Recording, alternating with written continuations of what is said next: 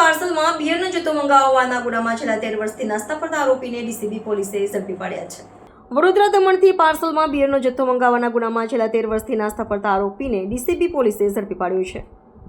DCB પોલીસે તારીખ 18/9/2012ના રોજ મળેલી બાતમીના આધારે ફર્ટિલાઇઝર કંપનીના ગેટ સામે ટ્રાન્સપોર્ટ નગર ખાતે નારાયણજી પેરાજ ટ્રાન્સપોર્ટના ગોડાઉનમાં રવિ પેકેજિંગ લખેલા પાર્સલમાંથી બિયરના 950 ટીન કિંમત ₹95,000ના કબજે લીધા હતા. આ પાર્સલ દમણથી આવ્યું હતું તેમજ ટ્રાન્સપોર્ટના કર્મચારી થકી આ પાર્સલ છોડાવવા માટે વસંત કદમ નામનો વ્યક્તિ ટેમ્પો લઈને આવવાનો હતો, પરંતુ તે આવ્યો ન હતો. છેલ્લા 13 વર્ષથી ફરાર આરોપી વસંત બાબુરાવ કદમ રહે વિશાલનગર તરસાલીને ડીસીબી પોલીસે ઝડપી પાડ્યો છે. ગુનો દાખલ થયા પછી આરોપી નાસિક ધુલિયા જતો રહ્યો હતો. હાલમાં તે જરોદમાં રહેતા ઓળખીતાને મળવા આવતા પોલીસના હાથે ઝડપાઈ ગયો હતો.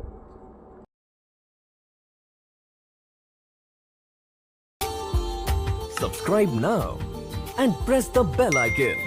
Never miss an update.